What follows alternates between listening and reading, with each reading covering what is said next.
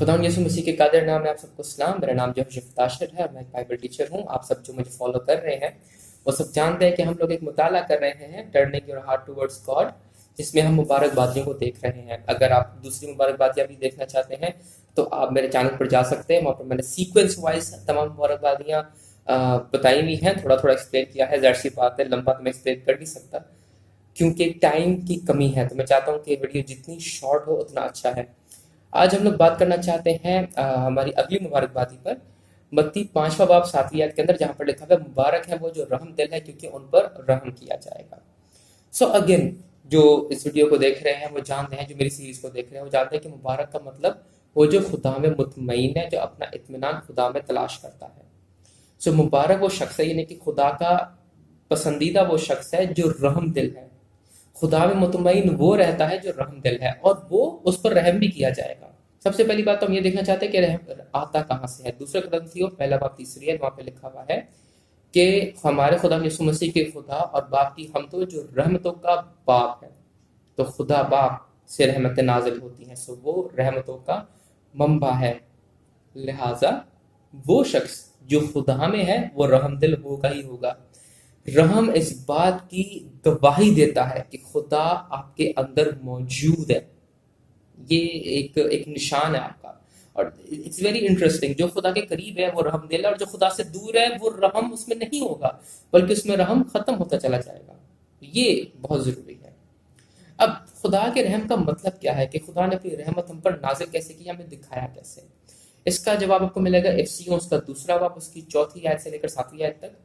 वहां पर ये लिखा हुआ है कि जब हम गुनाहगार थे, क्योंकि एफसीओ का खत जो है उसके पहले 3 बाब हमारी शनाख्त के बारे में बात करते हैं कि हम क्या हैं, पहले क्या थे और अब क्या हो गए।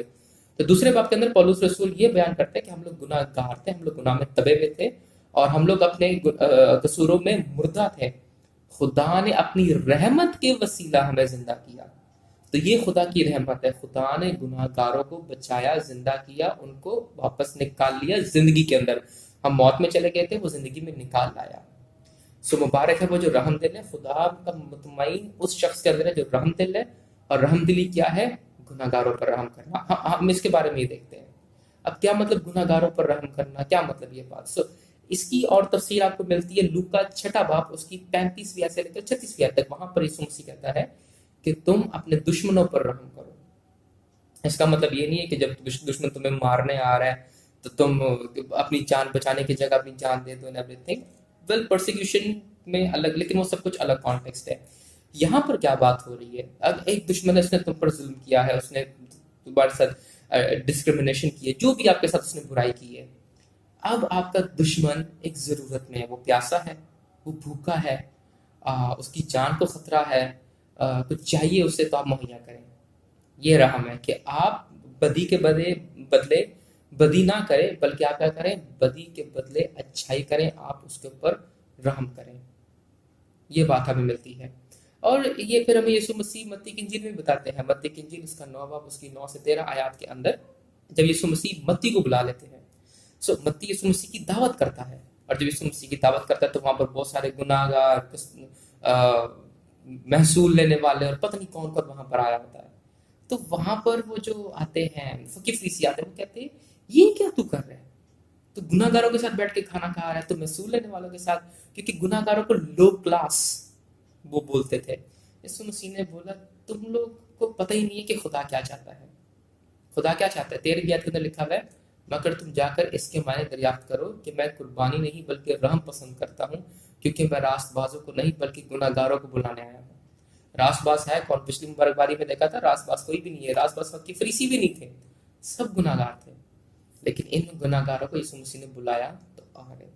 तो यहाँ पर मैं आपको बताना चाहता हूँ कि रहम का मतलब क्या है। सबसे पहली बात, रहमत का मंबा खुदा है। अगर आप खुदा में हैं, अगर आप खुदा में जी रहे हैं, तो आप जरूर ही रहमदिल होंगे। ऐसा हो ही नहीं सकता कि आप खुदा में हो और आप रहमदिली जाहिर ना करें। और रहमदिली कैसे आप जाहिर करते हैं? आप दूसरों को जाके बताते हैं कि मसीह ने आपके लिए जान दी। ये पहली बात है। दूसरी बात, जो आपके साथ बुराई करते हैं, आप उनके साथ बुराई नहीं करते बल्कि आप अच्छाई करते हैं। आपके पास बदला लेने की ताकत होती है।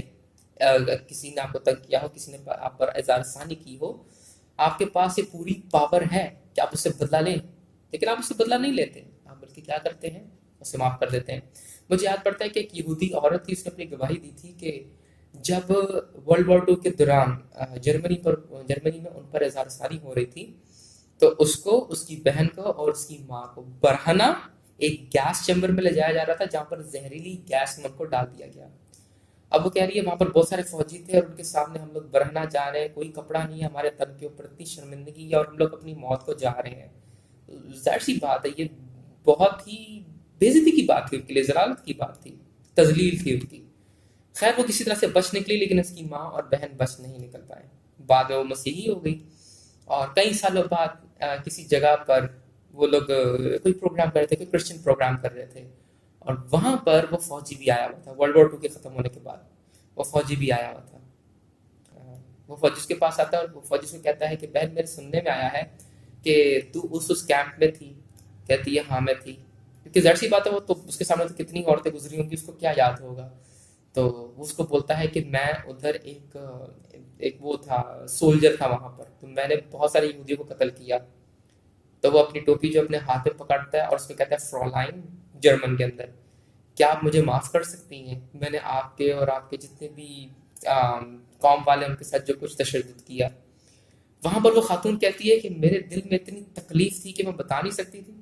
वो कहती है कि मेरी माँ को, मेरी बहन मुझे याद आ रही है किस तरह से। वो कहती है मैं, मेरा अपना आप मुझे याद आ रहा है किस तरह से हम लोग जा रहे हैं शर्मिंदगी में, और ये शख्स वहां पे खड़ा हुआ है।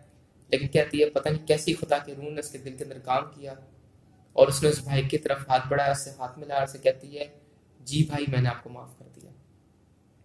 ये रहमत है। उस टाइम उसके पास कुछ भी नहीं था करने के लिए, वो कुछ भी नहीं कर सकती थी। अभी वो उसके साथ तल्ख मिजाजी कर सकती थी, वो जा सकती थी, उसको माफ नहीं कर सकती थी, लेकिन क्योंकि वो खुदा में थी, खुदा ने उसके दिल को ताकत दी कि वो अपने दुश्मन को माफ करे, क्योंकि अभी उसके दुश्मन को माफी की जरूरत थी। और हम सबको माफी की जरूरत है, हम सबको रहमत की जरूरत है। इट्स वेरी इंटरेस्टिंग, जब आप पुराने अहदनामे के अंदर देखते हैं, पुराने अहदनामे के अंदर आपको पता है कि पुराना अहदनामा इब्रानी में लिखा गया था।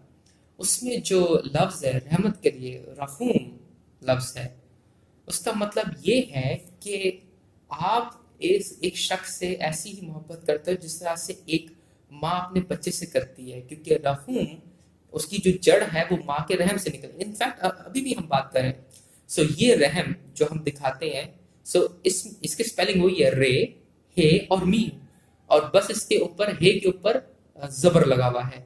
और जो रहम होता है, औरत का रहम, उसके नीचे जेर लगा हुआ है, रहम और रहम। लेकिन देखा जाए तो रूट स्पेलिंग एक ही है। तो लिहाजा जिस तरह से माँ अपने बच्चे पर रहम करती है कि उसको अपनी जिस्म में रखती है, फिर उसको जन्म देती है, उसकी परवरिश करती है, पालती है, उसी तरह से खुदा ने हमारे साथ किया है।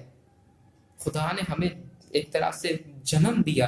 कैसे? जब हम अपने गुनाहों में थे, उसने यीशु मसीह के वसीला बहुत बड़ी कुर्बानी देकर, बहुत सख्त दर्द सहकर हमको ईमान में जन्म दिया। और अब उसने क्या किया? अब उसने हमें ये ताकत दी है अपने रूह उसके वसीला से कि हम भी रहमत जाहिर करें। सो मेरे अजीज, यही कुछ सवाल है जो मैं आपके सामने छोड़ना चाहता हूँ कि क्या आप रहमदिल हैं? मुबारक है वो जो रहमदिल हैं, क्योंकि उन पर रहमत होगी। सो अगर आप रहमदिल हैं, आप पर भी रहमत होगी। बट इट्स वेरी इंटरेस्टिंग, यीशु मसीह ने हम पर रहम किया और हमें रहम करने की ताकत दी, लिहाजा हम रहम इसलिए कर रहे हैं क्योंकि हम पर रहम हो चुका है। ये खुदा की बड़ी कुदरत है और ये दूसरों को पता चलनी चाहिए। अगर आपको वीडियो पसंद आई है जरूर लाइक कीजिएगा। कोई सवाल है, कोई भी इंकरेजमेंट है, late me no, please comment कीजिएगा, शेयर कीजिएगा, मेरे पेज को फॉलो कीजिएगा और मुझे बताइएगा कि मैं अगला कौन सा टॉपिक शुरू करूं। ये बस खत्म ही होने वाला है। अब मैं सोच रहा हूं कि इसके बाद बात की जाए दौलत और मलकियत के ऊपर, फाइनेंसेस के ऊपर। But if you want me to start another topic, let me know, मैं उस पर काम करूंगा। पब्लिक की फरमाइश को पहले रखा जाएगा। तब तक के लिए खुदा हाफिज। खुदा आप सबको बड़ी बरकत दे और अपनी हिफाजत में रखे। आमीन।